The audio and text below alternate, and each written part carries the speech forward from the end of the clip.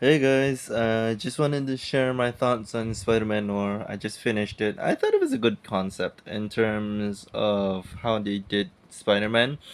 I think, however, the timelines or the storylines of the villains, however, were really rushed, but I understand that they had only about 7 episodes to do it, so it would have been rushed either way.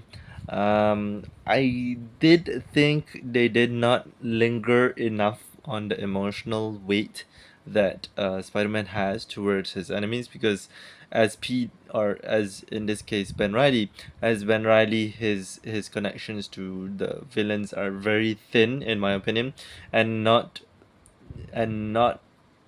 emotional enough to put that punch in that gut punch in that is like something like a Peter Parker would feel in Spider-Man, especially in the game where we play against Otto Octopus, Doc Ock, and that really does push the narrative in a lot of Peter Parker slash Spider-Man stories. And in my opinion, his emotional attachment as Peter Parker to the villains in some points does play into his psyche as Spider-Man, or in this case, the Spider. It's very classic Nicolas Cage action style. A lot of his shenanigans were more towards the end, which I did think that was really nuanced, and we could see like maybe the director kind of pushing him and egging him on, hey Nick, come on, do some Nick Cage stuff. uh, I would have preferred him not to do it because he's of that age that maybe it's past that, but it was fun to see him try again. Those like Nick Cage uh, mannerisms that is synonymous with Nicolas Cage. The over the top facial expressions, and the over the top, grunting, that kind of thing. Um, what else? I did think this version of Sandman was really well done. I like the effects done for Sandman. Electro, not so much. I did think the romance was kind of cheap. I didn't think it was needed. Obviously, I knew she was gonna be a double, you know, backstabbing. The classic twist. Romance gone wrong type of deal. Um, and this time the kingpin is Silvermane. I thought he died too fast, in my opinion. Um, Maybe they knew he didn't want to do an extension. I don't know. Maybe he just agreed to 7 and insisted on 7. Obviously, Nick Cage is going to come back as Spider Noir. He's definitely going to come back in Spider Man Across the Spider Verse. Um, I don't know if I would want a season 2 just because the season 1 was done quite well in such a way that we don't need a second season. If we do have a second season, I want a proper villain that Ben Riley creates by himself. Like it's an overextending circumstance that he's faced, and then him fighting with the person, and the person becomes a villain, and then he feels responsible for that villain. Because we've had the cheap line with great power comes great responsibility for Ruby, which is a love interest we never really see. Obviously, it's explained in the comics, but in movies or shows we do the show don't tell, and some points they do the show don't tell, but definitely the exposition is more dived into for Spider Noir.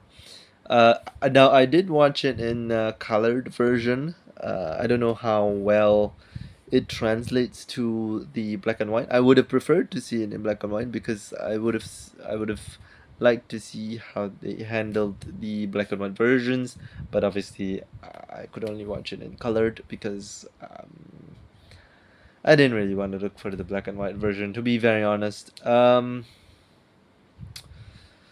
What else? I did like the actress that played the love interest, which is forget her name. Kat.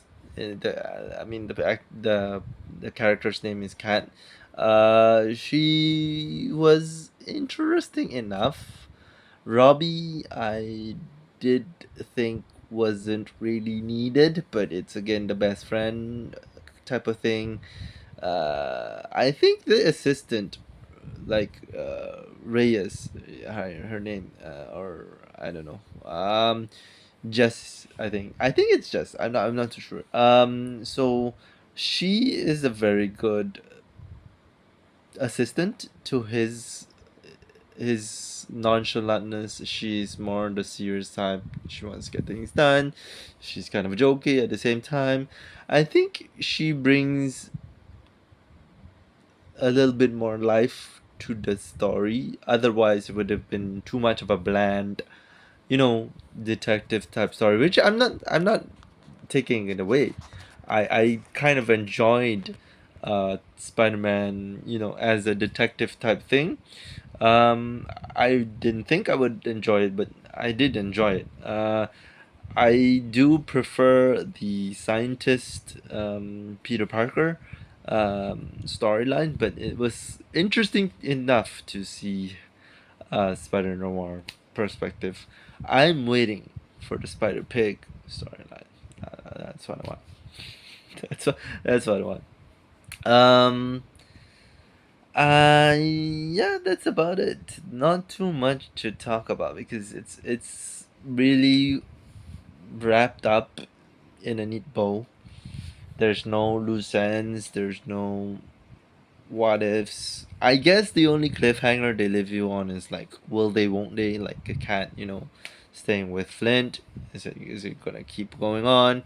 I did feel a gut punch line when Ben Riley said to Cat, "Well, it's one thing to use a man, and it's another to keep him on the hook in case things go awry." And that hit home for me because I've been in that same position. But enough about me. I think as a rating overall, I'd give it a solid 7 out of 10 for me. I think Nicolas Cage does bring the story to life at certain points. Robbie certainly punches up the story when needed because it's the whole it's the whole like Ben Riley not wanting to be the spider and him being forced back into the spider. The whole storyline from Spider-Man 2, from Tobey Maguire's movie. It's a crisis where he technically is, you know, wrestling with the feelings of not being able to save his loved one, which is technically also a storyline from the Amazing Spider-Man 2. It's the classic trope of Peter Parker slash any version of the Peter Parker uh, alternate ego of Spider-Man. It could be Ben Riley in this case or Peter Parker. There are many versions of Spider-Man, so I don't really remember too much.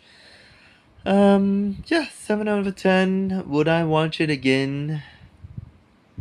No, I think once was enough. I think I've come to the age where rewatching long series is kind of a task for me. I tend to lose focus a lot, and it's an ADHD thing as well. Yeah, guys, so that's my thoughts on Spider Man Noir. Let me know if you guys enjoyed the black and white more, or did you enjoy the colored more? I didn't want to see the black and white just to compare it, but again, I think for me, rewatching it even in black and white as an experiment would be a pain in the ass. So I wouldn't subject myself to watching it. Maybe if I give it enough time and revisit it, I think I would do it. But I'm excited to watch the Amazing Digital Circus finale, which is this weekend. Hopefully I can watch it. I'm a bit busy, but yeah, if there are other things or other movies that are coming, I would hope to watch them. I'm excited for Spider-Man: A Brand New Day, which is coming at the end of the month. Hopefully, I can get IMAX tickets for that. I'm pretty excited for that. And I'm waiting on Spider-Man Across the Universe. That's coming out next year.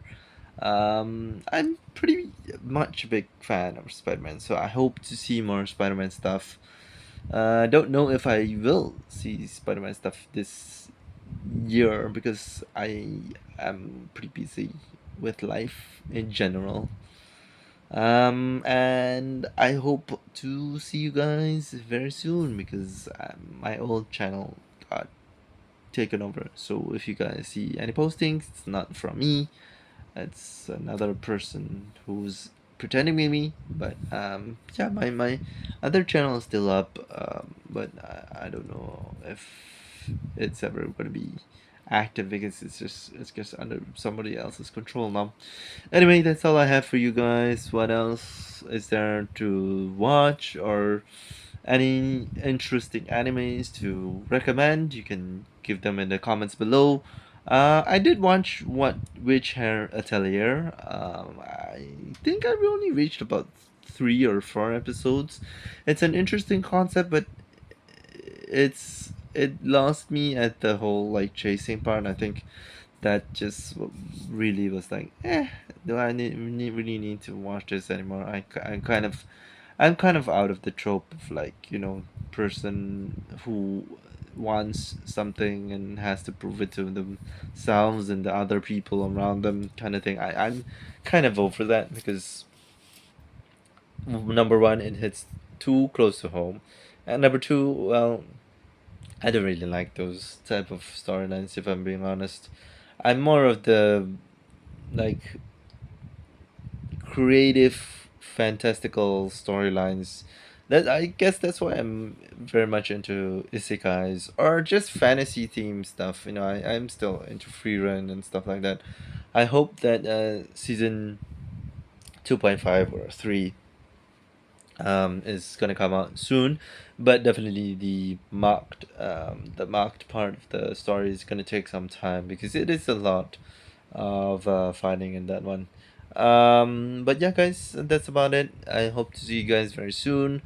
I don't think I'll be following up on gameplays again. Life is too busy, too hectic. But if I ever do have a game, or if you have any recommendations on games, if you would like me to see me try a game, the games I like to play are kind of like simulator games or like easy to play games. I don't really like to put much effort into it. The only game I really put a lot of effort to was Wukong, but Wukong was because I really enjoyed the story. As a Chinese person myself, I know the story very well, and it's one of those things where um, you just get a lot of nostalgia, seeing Sun Wukong again. And he is my favorite mythic character, non-Western mythic character.